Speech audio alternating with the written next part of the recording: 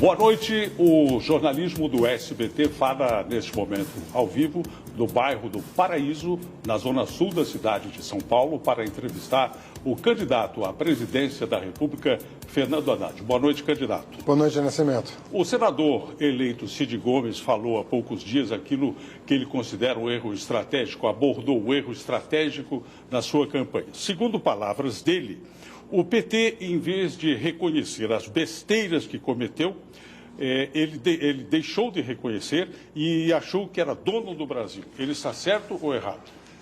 Ali foi no calor de uma discussão, um bate-boca, mas o Cid mandou um vídeo para nós, gravando uma mensagem forte a favor da minha candidatura. E você sabe que é uma liderança importante do Ceará, estado que eu pude ajudar na condição de ministro da Educação, espalhando universidades e escolas técnicas no tempo que ele era governador. Mas o senhor acredita na primeira ou na segunda versão do vídeo dele? Veja bem, no calor da discussão você faz às vezes um comentário e eu acho correto que a gente reconheça erros. Não vejo nenhum problema nisso. Que erro, por exemplo? Por exemplo, eu já disse numa entrevista recente que os controles que nós criamos para controlar os ministérios deveriam ter sido usados também nas estatais. Você veja que eu fui ministro da Educação por 7 anos, eu gerenciei 100 bilhões de reais por ano. E você não ouviu uma menção a qualquer desvio de recurso público. Por quê? Não apenas pela minha conduta, mas porque eu tinha um controle interno eficaz, que eu pretendo adotar em todas as estatais. Candidato, por que a imagem do ex-presidente Lula repentinamente desapareceu da sua campanha e o PT trocou a cor da sua história, o vermelho, pelo verde e amarelo, como nunca fizeram antes? Não, nas 4 vezes que nós fomos para o segundo turno, a gente muda um pouco. Por quê? Porque o segundo turno é ampliação. Eu tenho um adversário que representa, na minha opinião, forças que me causam medo. Quero te dizer que a violência que ele verbaliza me causa medo, a mim, nos meus filhos, na minha família.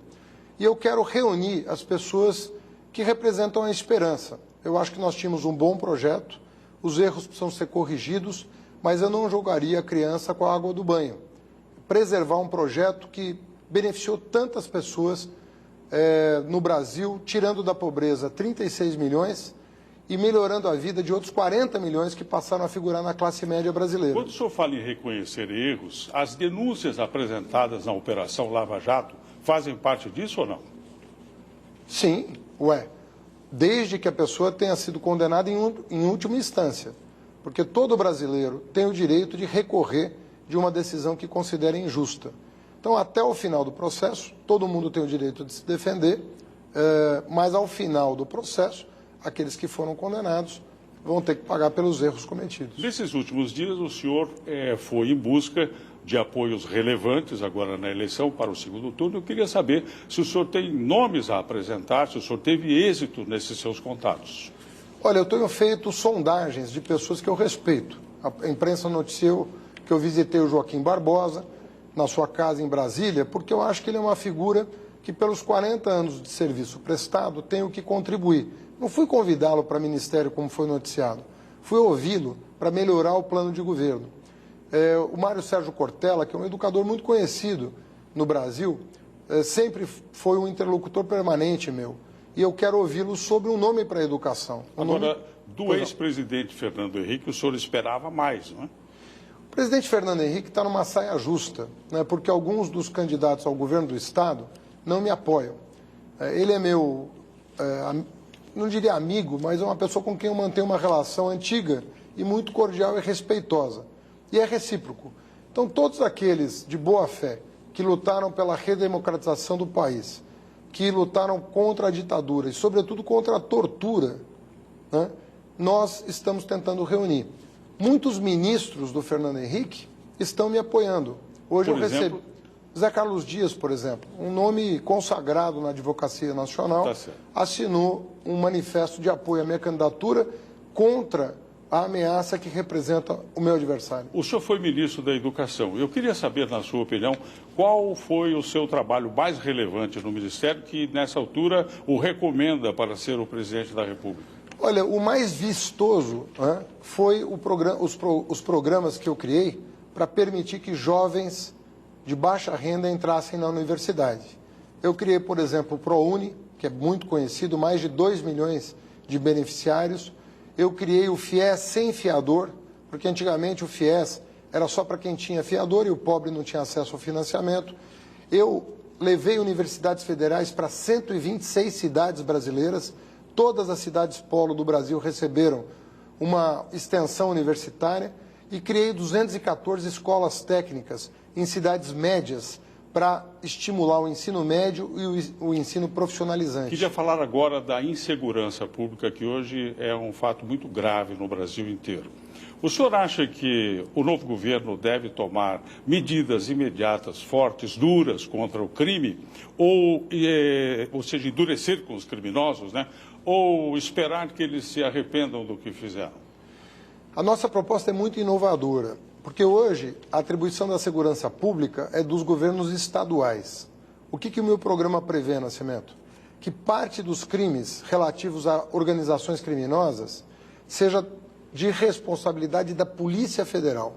Eu vou contratar um contingente novo de policiais federais que, com equipamento e inteligência, vão poder combater o crime organizado no Brasil.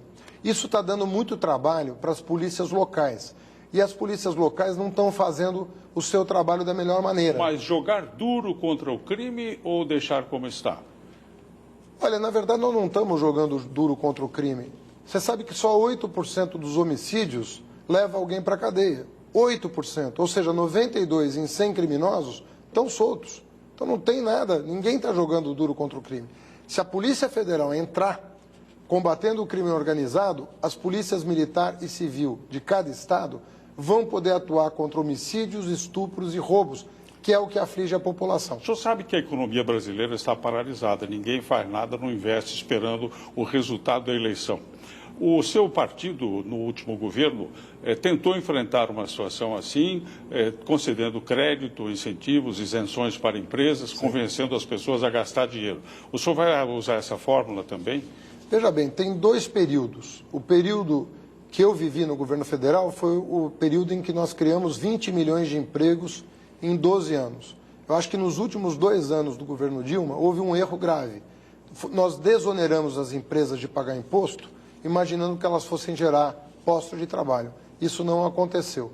Eu vou eliminar as desonerações para equilibrar as contas públicas e retomar aquilo que deu certo, pelo menos até 2012. Durante um período todo, nós geramos 20 milhões de postos de trabalho. O senhor escreveu vários livros, entre eles alguns dedicados ao socialismo. Pela lógica, não é, tendo isso acompanhado em toda a sua vida acadêmica, é de se esperar que o senhor faça um governo socialista. Olha, o meu adversário tem feito uma prática, e você vai me permitir, uma prática muito vil, que é atribuir a mim, ele não vem a debate, não veio aqui no SBT. Ele foi condenado pela Justiça, pelo Tribunal Superior Eleitoral, a parar de falar que eu distribuí material impróprio para criança. Não, eu me refiro aos livros de sua autoria, por favor. Vou chegar lá. Mas é importante eu registrar, você está me dando a oportunidade. Certo.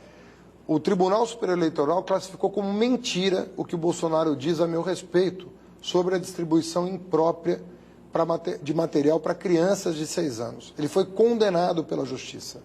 Isso já está no Diário Oficial. Em segundo lugar, ele está mudando o miolo dos meus livros e colocando livros de terceiros com capa do meu e fazendo a mesma prática. Eu estou querendo denunciar aqui uma outra prática do meu adversário. Muito bom. Ele colocou um vídeo dizendo que eu era dono de uma Ferrari, sendo que nem carro eu tenho, porque eu ando de metrô, de ônibus, de bicicleta e de Uber.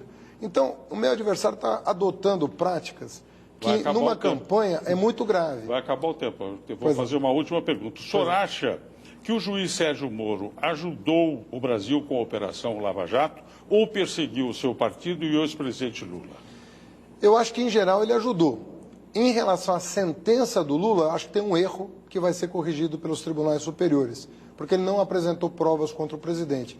Mas, em geral, eu acho que o Sérgio Moro fez um bom trabalho, embora eu acho que ele tenha soltado muito precocemente os empresários e liberado dinheiro roubado para esses empresários usufruírem a vida, gozarem a vida. Então, no geral, eu acho que o saldo é positivo, mas há reparos a fazer.